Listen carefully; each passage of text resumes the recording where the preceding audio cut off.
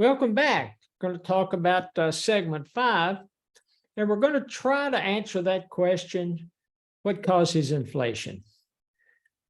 Over the years, I've found that there are certain aspects of macroeconomics that sometimes are hard for students to get their arms around, and this is one of them.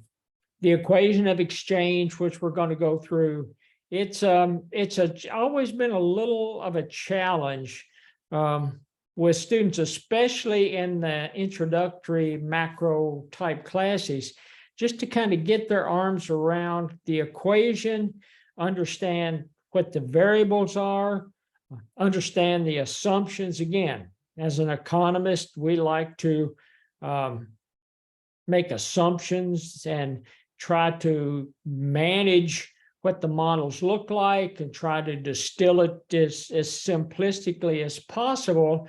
And again, it goes back to ceteris paribus, all other things equal, all other things unchanged.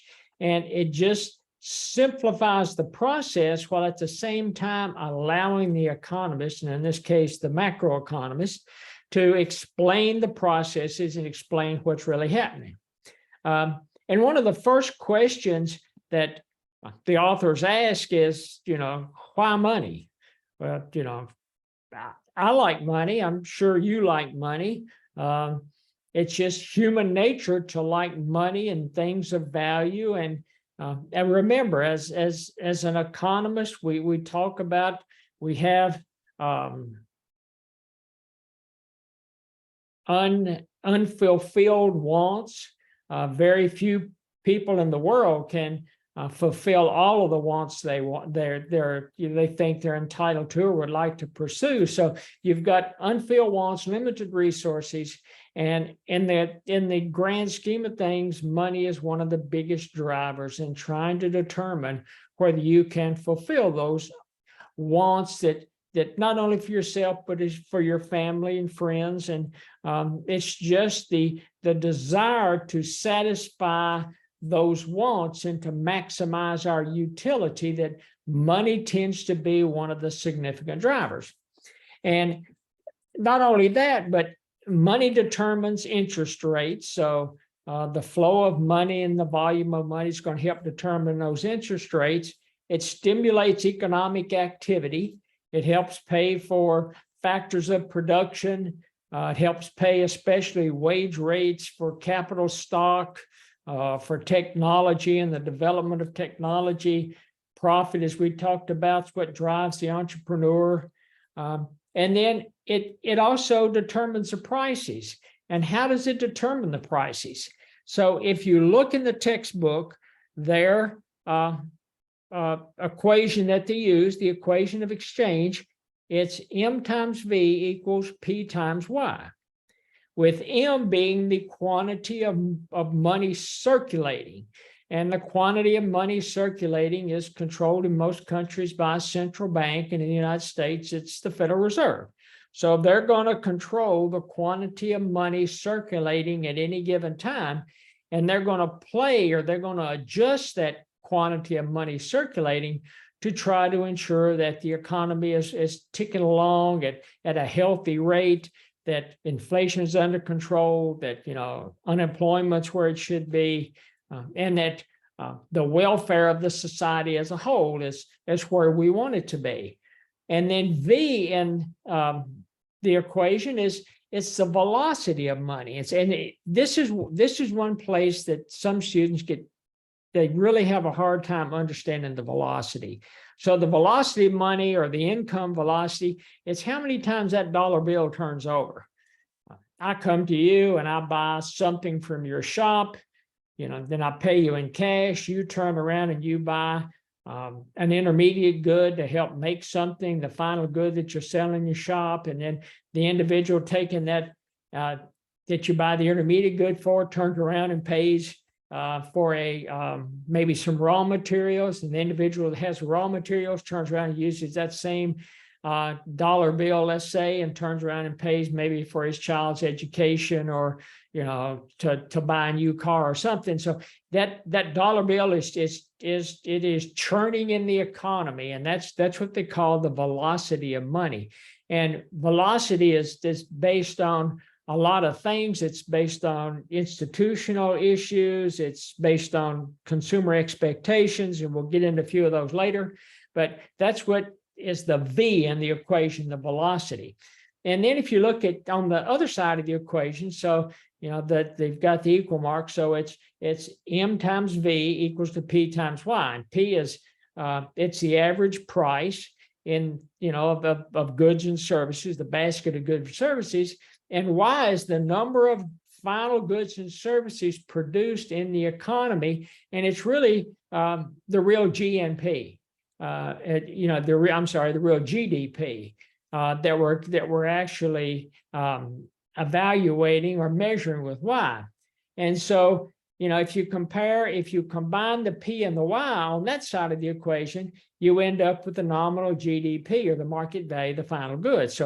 So you've got GDP on one side, you've got money in the volume, velocity of money on one side, on the other side, and you've got those two set equal. So and so as money goes up in price, the average price, let's say the average price doesn't move, but as money goes up, then what has to happen?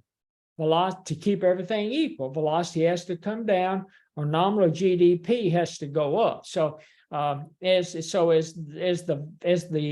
volume of money in circulation goes up, then either velocity, the V on the equation, has to come down, or nominal GDP on the other side of the equation has to go up to keep the equation of exchange, to keep it equal on both sides. And what typically happens is, because velocity is slow to change and real GDP is slow to change, a lot of policymakers and a lot of economists, and you've had some over the years that have made arguments on both sides of the aisle on which is, should you have those assumptions that velocity and real GDP is slow to change, or should you make the assumption that they change on a fairly quickly? But for the argument in this text, we're going to assume that they V and the Y are both slow to change, so they've got bars over the top of them. So as you change the volume or the quantity of money, if those are slow to change, or not, so you can say essentially fixed, so they're slow to change. If the quantity of money changes up or down, the only other thing that can change with and keep the equal signs, the equation balanced on both sides, is price has to move. And so therein lies the central bank's approach in balancing or trying to manage the quantity of money, and how they're going to manage the price level, or the average price level. And if you make that assumption that they're both slow to change, then we can only play with two variables: the quantity of money and the price. One thing that you probably want to do, and I think that the authors make up a pretty good argument for it, is rather than looking at kind of the equation in itself, look at the equation more from a percent change. It does two things for you. One, rather than having to multiply and divide, now you're adding. So you've got the percent change in money plus the percent change in velocity equal the percent change in price and the percent change in Y. And so, basically, you're looking at, at growth rate, you're looking at total spending on both sides. And so keeping those both sides of that equal sign balanced, it allows you to play with the rate of change. And again, rather than multiplying, as in the initial equation, rather than multiplying, you get to add this time, and you don't have to assume that V and Y are fixed. You just calculate everything and the rate of change. And so rather than fixed, you can assume that they're changing now. And one thing you can do is with the math, playing with like math magic or or the the formula itself is if you know three of those, if you know three of the four, you can automatically calculate, and it's fairly easy because you're adding and subtracting, calculate the fourth one. And so if we relax the assumptions of the exchange equation, and V is the rate at which consumers spend money, it's basically saying it's the rate at which consumers tend to hold cash or to save. So if you hold cash, whether you put it under, whether somebody's putting it under the mattress, whether they're putting it in the coffee can up on the shelf, whether they've got a savings account, if they're holding cash, then the velocity of money goes down. So the more cash you hold, velocity goes down. The less cash you hold, velocity goes up. And so institutional factors play a part in how that the velocity works and how often you can hold cash. So let me think. If most university professors are paid on a monthly basis. I've worked in healthcare all my life, and I've always been paid biweekly. When I was in graduate school, again, university wannabe professor as a graduate student, Ohio State paid me on a monthly basis. When I took my first job with, at least out of graduate school, with the Department of Agriculture in DC, I was paid on a biweekly basis. So, and it depends on, if you're paid on a monthly basis, then you tend to hold cash more than if you're paid biweekly. If you're paid biweekly, you just know this paycheck has to last me 2 weeks, and I'm going to get another one in 2 more weeks. Whereas if you're paid once a month, even though you're paid the same amount as twice a week, or twice monthly, you tend to hold more cash. And so it drives velocity down. Also, credit card. Credit card is almost instantaneous. So the more credit cards you use, because you're using your credit card and you're paying it off once a month, that drives the velocity upward. Also, individuals tend to, if they're in a recession or there is an expectation of a recession, they tend to hold more cash, tend to put more under the mattress, tend to put more in a savings account. It's just, it's the risk, kind of the risk of knowing that there is either in a recession or the potential for a recession causes people to hold more cash, and that's going to drive the velocity downward. And if you look at the real GDP on the other side of the equation, it measures output.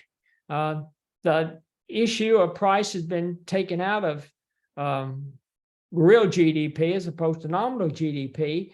And so to get GDP to move, you've got to have either new productive resources, you've got to work those resources you have like a dog. You've got to put more pressure on the resources you had to be more productive, or you have to have invented or acquired some new technology. And when we're talking about, again, in factors of production, technology is the technology of the production process. So maybe you've got a wannabe entrepreneur in your company, and they're increasing the efficiency of the existing processes, or the efficiency of the existing technology of the processes. That just helps to drive GDP, or helps to change GDP. And then as they kind of wind down toward the end of this one, they talk about, why do governments, why do they inflate? Why do they print money? Governments have to have money, whether it's printing new money or through taxes, or they have to have it, it's operationally driven. They have operational expenses, infrastructure within a given economy or within a given country. They have welfare type programs that they have to manage and fund. They have infrastructure. So everything is being driven, whether it's printing money or whether it's a tax base, to fund operational issues. And if a country, and let's just take one of your South American countries, if they don't have a tax base, if they don't have a tax base from property tax, from excise tax, from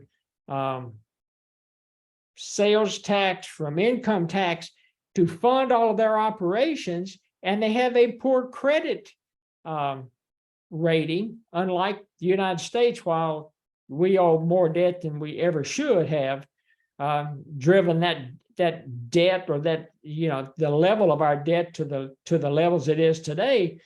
But we still have a good credit rating. But you have a lot of countries that don't have that credit rating. And if you don't have the credit rating and you don't have the tax base and you have no desire to borrow, there are some countries that just don't want to borrow, then basically the alternative you're left with is to print money and to impact the price level. And most economists will call that, when a government is printing money, they call it an inflation tax. Because if the United States is printing money and it's driving up the price level, it's driving up inflation, what's it doing to my salary?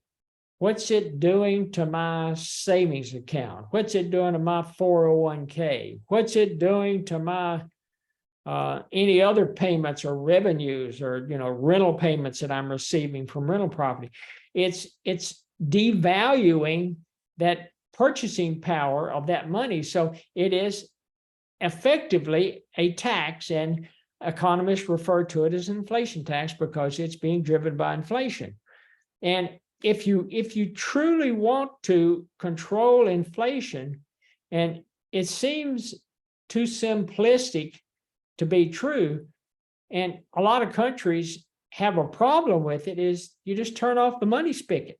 So, you've opened the spigot and money's flowing out. And if you want to control inflation and at least move along those lines to control inflation, just shut off the valve, shut off the spigot. And the best way to do that is and just shutting off that spigot is to have the central bank an independent agency from the government. And you don't want the central bank acting like they're a credit card for the government to use. And again, it's the degree of independence. So countries that have a degree of independence on their central bank that's managing the money policy, and in our case, it's Federal Reserve. So those countries with that independence on the central bank tend to have fewer issues with inflation, or they seem to be able to manage the price level in such a way that they keep the economy moving forward and keep the other issues that typically are faced in a macroeconomic environment under control. And that brings us to, looks like, the last portion of what we're going to talk about in Chapter 6.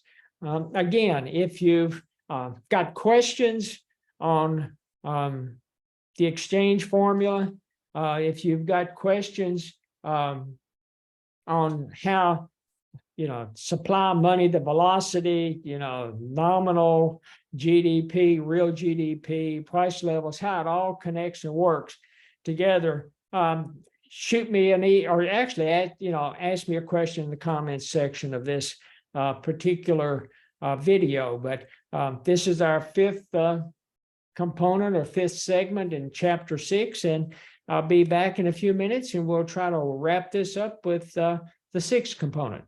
Talk to you soon.